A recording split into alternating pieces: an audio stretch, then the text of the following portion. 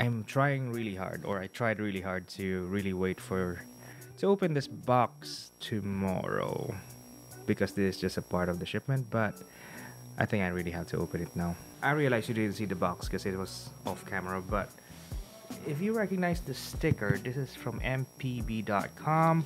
This is my first purchase from the website, and they sell used gear. Save a few bucks, and yeah, let's see. Knife, fragile.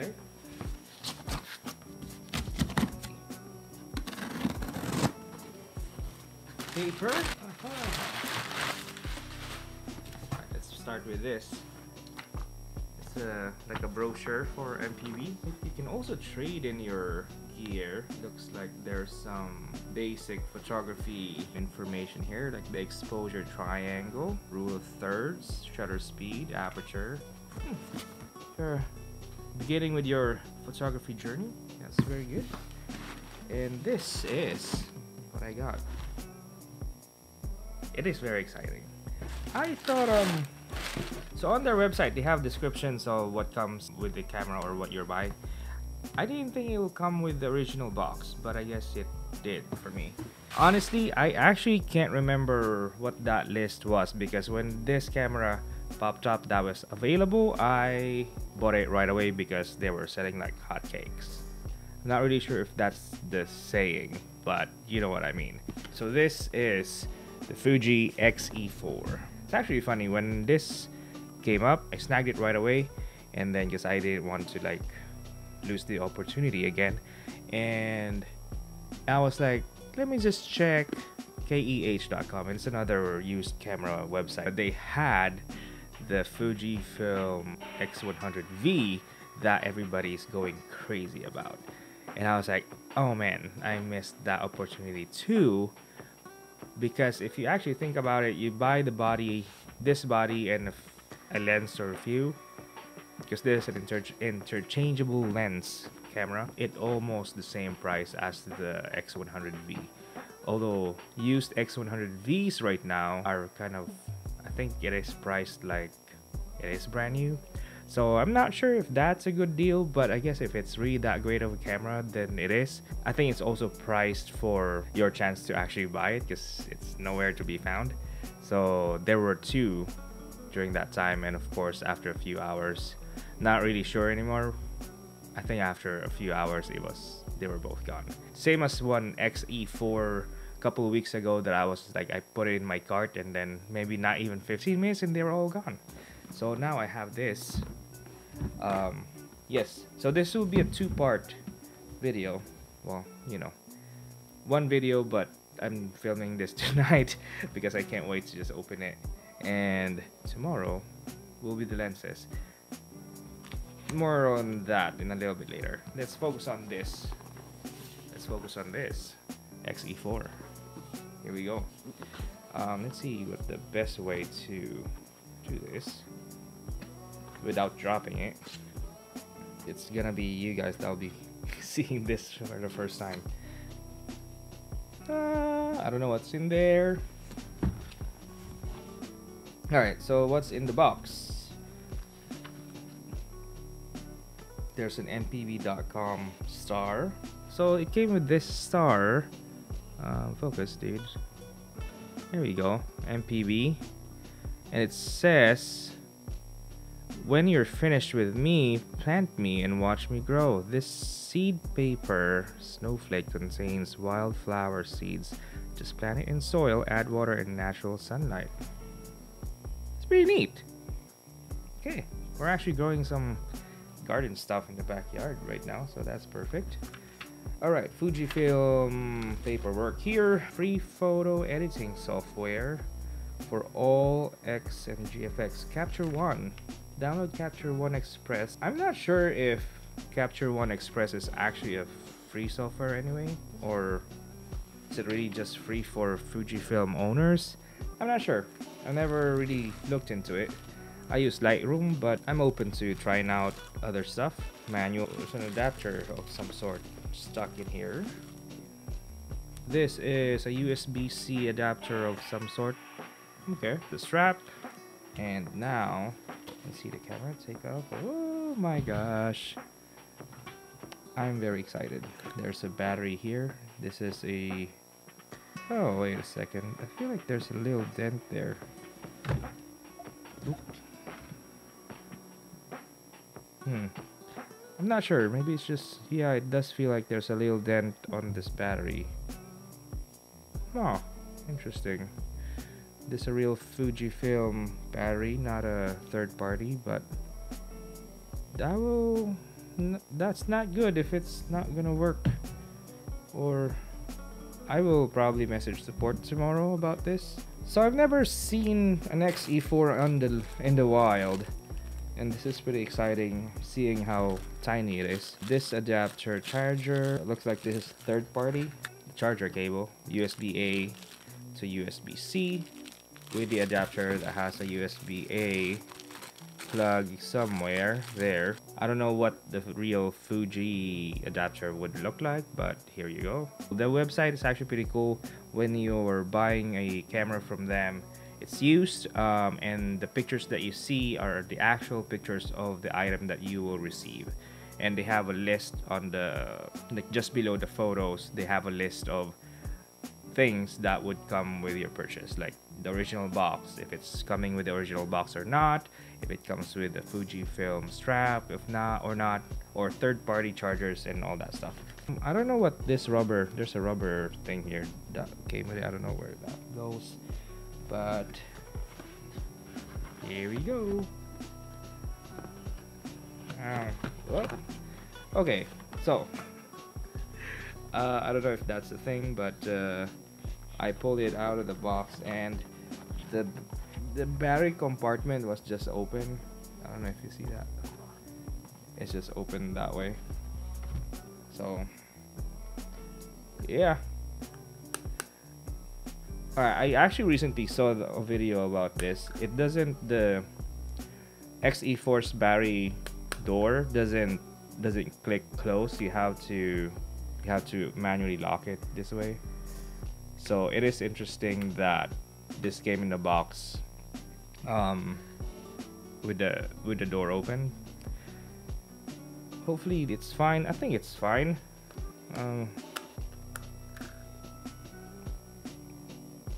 Push to eject. Okay, and I think the SD card goes in here too with the battery. Wow, I have to get used to that because with Canon, or I think every other camera, it shuts close as you close it. I chose the all black. I like it better than the silver top, the clicky dials.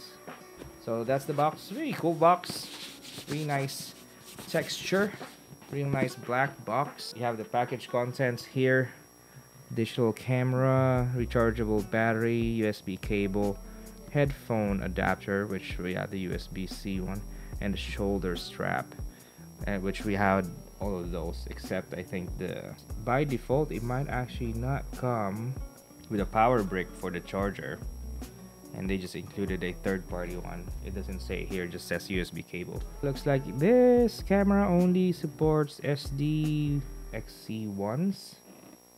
Well, I have both, so we'll get to try that out.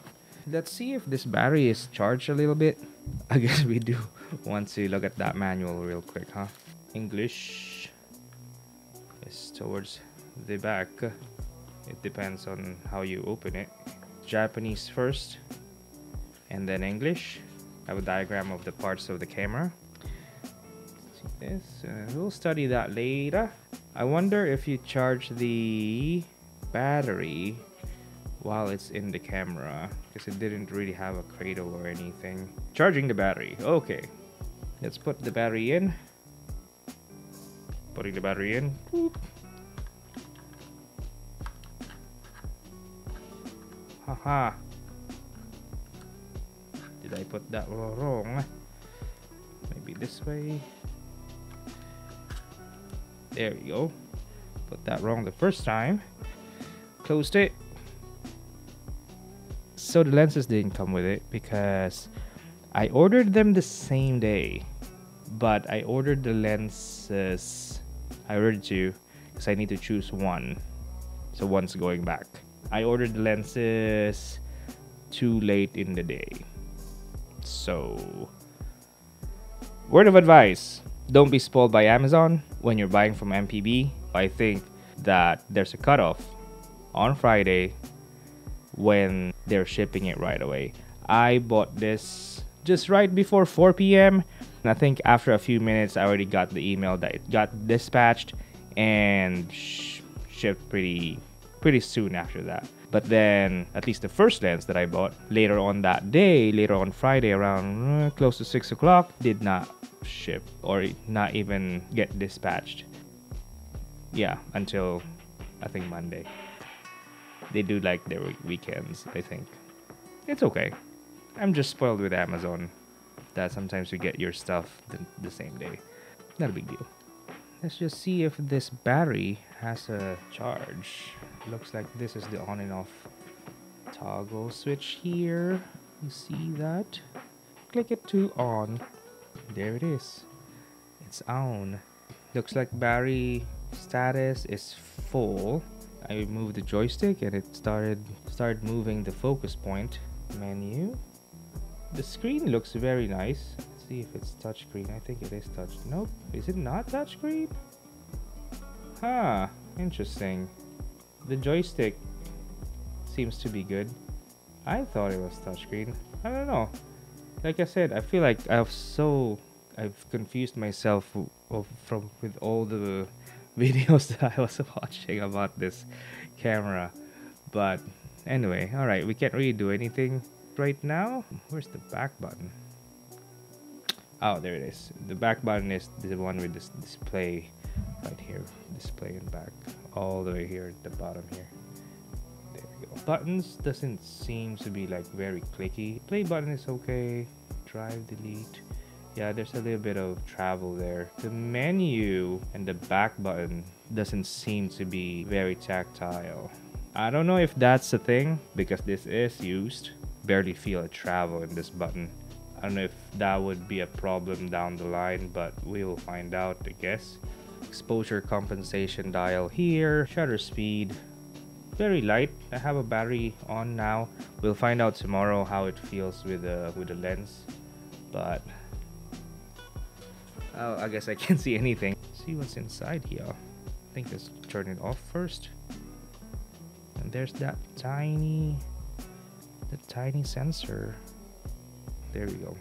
I just say it's tiny because this is an APS-C camera and I've been using my ESR, which we are using right now to filming this. Here's the screen. It feels really good.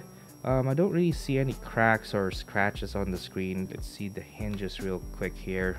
It flips this way, which I'm actually really looking forward to because sometimes I really like shooting from the hip or waist level, you know.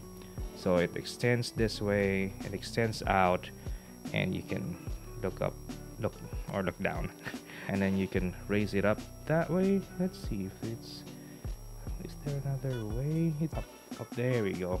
Ah, there's another hinge there. Then you can have it. If you're vlogging or something, you can still see yourself. You can't use the cold shoe or the hot shoe mount for your mic because then your mic will be covering your screen and you can't see yourself. But if you have a tripod or a Joby or whatever, anything that you can mount the microphone somewhere else, there are small tripods now like the Jobys.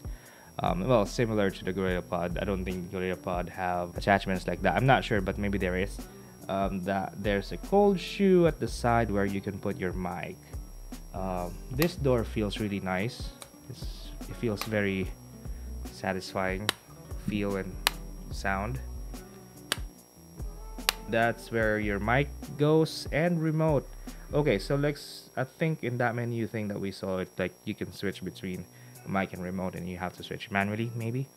And the USB-C port where you charge it, they charge the battery, and a micro HDMI. I'm gonna try to film with this at some point, but I don't have that cable yet, so that's another cable I need to buy. The metal parts of the camera feels good, feels pretty solid. These hinges. Feels really nice. This is made in Indonesia. I didn't realize that. It's okay. I was just thinking that it will be made in Japan. I wonder if that's the difference between the X100Vs. I'm not sure if those are made in Japan or not. Yeah, there's not much to say. It's very plain, like every other video is saying. There's no grip, there's no focus switch here, which I won't be missing because I never had a Fuji, so I guess I'll be okay. I was really after this flip screen over here. I think that's a really nice addition to the XE lineup. The other missing buttons I would not miss because, like I said, this is my first Fuji. Yeah, more of this tomorrow. I'll see you guys tomorrow. See you tomorrow. Bye. And we're back. So I got the lenses now. Here they are. My first Fuji lenses. They came from the same place, mpb.com. Let's do this. So first time dealing with mpb.com. So far so good. Don't really have any issues. So this is the first lens. I don't know which one this is, but we will soon find out. Okay. Nothing else in there but this MPB box. Okay, so it looks like this lens did not come with the original box. It just came with this. It says MPB and it says reuse this box to store things for your pet to play in or to sell kit to MPB. It's up to you. Okay, so they highly recommend to recycle this box. Okay, used is better than new. Good choice. When you buy used photo and video kit from MPB, it's better for your wallet, your kit bag, and the planet. Oh, and it rhymes too. The box is more exciting inside than the plain box outside, plain white box. And I think the lens is just wrapped in this paper. This is a lot of paper.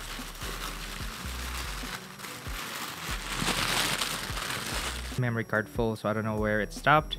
I kind of just noticed that it stopped, but hopefully not too much. But anyway, so this just came out of that box, the 18mm f2 lens from Fuji. There you go. It's a little dusty there. My microfiber cloth. Fujifilm lens cap, made in Japan. It's very light. I've seen a lot of videos about this already. This seems to be one of the first lenses that Fuji created for the X mount. If I'm wrong, please correct me. That's okay. Aperture adjustment ring here. That's a clicky sound. Focus ring. Not very tight, not very loose. Just kind of like a nice firm grip there. And let's see the other one. This is actually the first lens that I ordered. They were, I think, a day apart. Now this one came with the original box. This is the Fuji 16 1.4, and this is actually a WR weather resistant. I think this one's not. The 18 is not. So this is the first lens that I actually ordered because I've always wanted to have a 1.4, at least a 1.4 or 1.2 aperture lens. And then I kind of remembered why I'm buying this whole set, because so I'm traveling to the Philippines after, I think the last time I was there was 2018, so it's quite a bit. And I wanted to bring a camera that is easier to take with me everywhere, and it's kind of like lighter and everything, easier to put in a bag, or you know, not very, what's the word, conspicuous, I think, compared to the Canon that I have. And the 16 seemed to be a little bit bigger of a lens that I wanted, but I don't know, it's hard to just kind of see on videos and stuff. So I bought this first, and then I was like, you know what, let me just buy the 18 2 as well, just to compare the sizes. This box actually came with tissue, and came with a really nice microfiber cloth here. It's huge. Oh, it's a pouch. It's a pouch for your lens. Microfiber baggie. It's a little dirty because I don't know. You got the lens hood here. Lens hood seems a little, there's like lint there and stuff, and kind of looked a little banged up in there. Oh yeah, this is, it's nice, but it is, I like this whole box. The box opens this way, there's a huge flap in there, and then yeah, the lens hood was there, and the lens is here, and interchangeable lens wrapping cloth and lens hood. So it did come in the original box and all the included accessories, contents. Now this lens does feel more robust, it's just solid compared. This is just way lighter, but the material is still kind of the same. It's like this. Oh, okay, this might be, I'm not sure if this is plastic. The 18 is plastic or metal. I think the rings are metal. They do kind of sound like they're plastic though, and it's very light, while this 16 is definitely metal. It's cold. The focus ring feels really nice, a little loose, more like looser than the 18, and then oh yeah, this aperture ring does feel really nice also. Oh, I'll be in trouble. Yeah, compared to the 18, the 16 is just way smoother with the aperture ring. This one also has this cuff. If you can see that, it goes down and up. I can't remember which way goes. Oh, I think when this cuff is up, then you're on autofocus, and then when you're down, then you get to manually focus. 1.4, I've always wanted a 1.4, but I mean, let's just compare it to, see, if I do keep this 16, then I kind of probably have defeated the purpose of the whole purchase, because I could have been better walking around with my EOS R and this 50. I could have probably maybe ordered 24, about this same size, and that's about the same focal length as this now. Then I could have just bought the 24 and put it on my Canon and call it a day. However, of course, that doesn't include the actual camera, the actual Fuji colors, and the film simulation that I'm actually after also. Back to the lenses. This is the 16, this is the 50mm RF, and this is the 18 f2.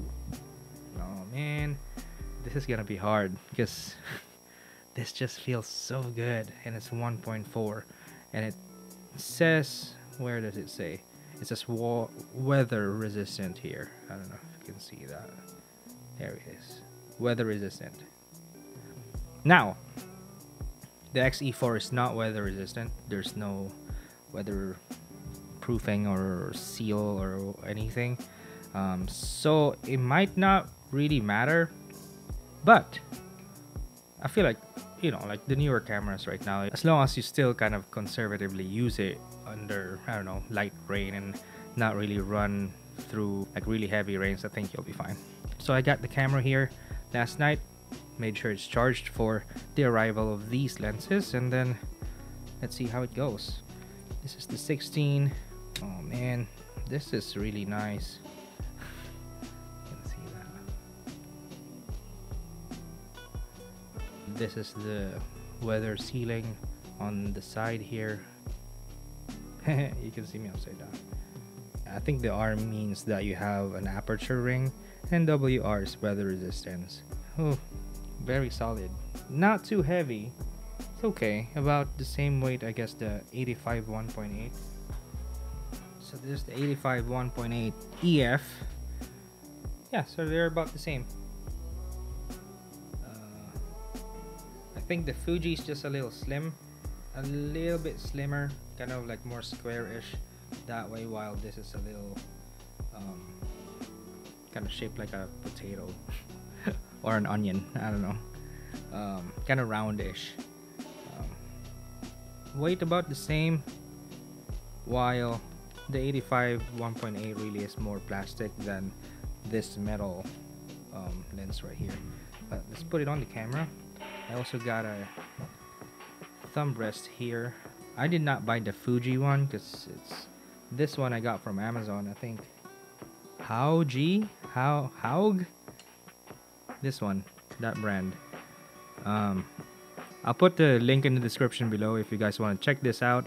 It's fairly cheap. It's like half the price of the Fuji. This might be self-explanatory to a lot of you guys, but just in case you didn't know. So red dot on the lens, as you can see, that one by the number 16. Focus. That one. And then the red dot on the body. So you just align those two and then twist it. Counter. Oh no, clockwise. Clockwise if you're looking at the camera this way. I guess counter if you're looking at the body. A little heavier than I want it. Yeah, I think this is now your setup is a little, for me it's a little too big now. With the purpose that I'm thinking of using this camera for, at least. Oh my gosh, but it does feel really good. It looks good.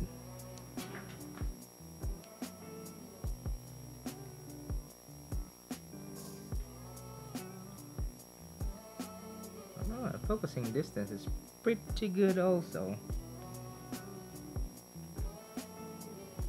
Very interesting. It's, I think focusing is fast enough and you can really feel it. It's a weird feeling, not bad. I mean, not a bad feeling.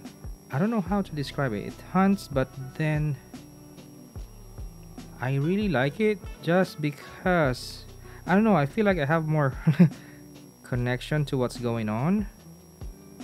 This is very interesting. Just how, I don't know how to explain it, like how the mechanical motion that the lens is doing right now is I don't know, it's cool.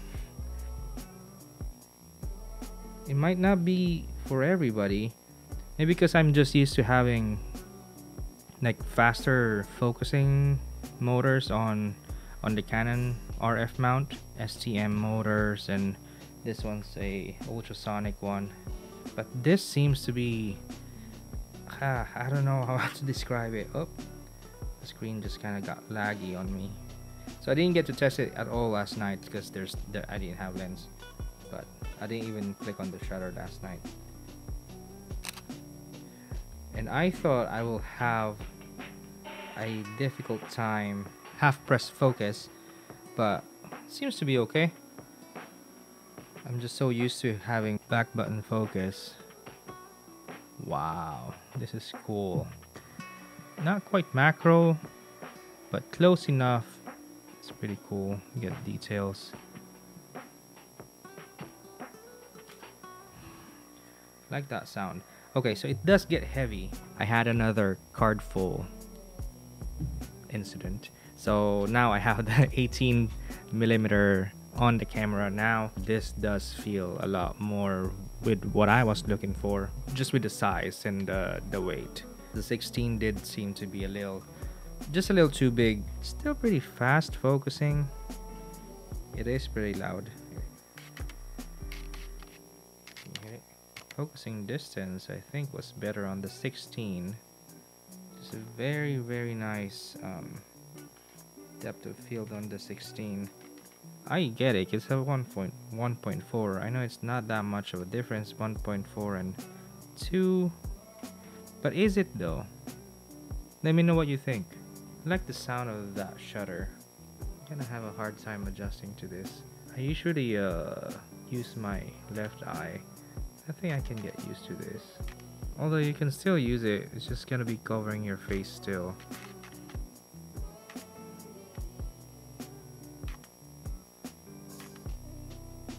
This is not an easy decision to make. If you are really clear on what you want to get out of this system, I think it's gonna be easier. I really want this to be a travel camera, easy to pick up and just you grab it and then you go kind of thing. Oh, I don't know, because this 16 does feel really nice, especially when you're using it. It is very nice. The focusing seems a little bit more satisfying. The 18 just seems so clunky. I think I'm gonna give it a chance. I think I'm gonna stick with the 18 right now. One, because of the price, for $319. Not too bad. The 16 1.4 is $564. Still not bad for a 1.4 weather resistant lens. I can't choose. First impressions, 16mm. Oh my gosh, this feels so solid. I'm not very informed on what's new and what's not in the Fuji world still, so forgive me if this is, I think this is actually an older model, but I wouldn't know the difference. It still felt really good, and I bet that this will perform really well this following days when I try to like walk around with it and take some photos. The only downside would be the form factor. That won't be it won't be that much of an advantage if I use this compared to if I just brought my Canon. I know they shoot different. I know that I'm after the film simulation on the Fuji and the small body, but this is still not very light. I mean, there's still some weight on this thing, so and if it's front heavy and you don't have the grip, the accessory, the extra grip that you have, this could get kind of straining in your hand even if you have this thumb rest here. I bet having a strap would help, while the 18 really makes this a really small package. Not quite a pants pocket here. It's not like a cell phone kind of deal. It's just loud, and the focusing distance is not very good. I don't really do that much macro, I guess, so I think for me it's fine, but for you guys that maybe want to really get really close to your subject and sort of almost a macro kind of deal, it might not work. I took a few shots around the house with my dog now, who's sleeping right there behind me. Seems to be okay. I'm seeing on the camera now, it's lagging a little bit. I don't know why yet, but the screen, the LCD screen, seems to be lagging. I think when it goes to standby, you still see the screen. It's just the backlight is kind of like dims. The image that you see is kind of lagging. I don't know if you can see this. See, while if I half press that, and it's smoother now that it's active. That makes sense. And I did test the eye tracking. Anyway, yeah, it's pretty cool. I mean, yeah. So I guess that lag is not a big deal. I couldn't figure out why I was trying to shoot from my waist with the screen down, and for some reason the screen kept on flipping over, like the image. I think it has something to do with the sensor with the eyepiece here, but with the OVF. No, this EVF, because this is electronic. Yeah. So yeah, that's it. First impressions. I'm pretty excited to use this. Any questions, put it down in the comments. I hope I can post more content about this camera and photography in general. So yeah, thank you for watching, and yeah, peruse around MPB, spend your money. Happy holidays. See you.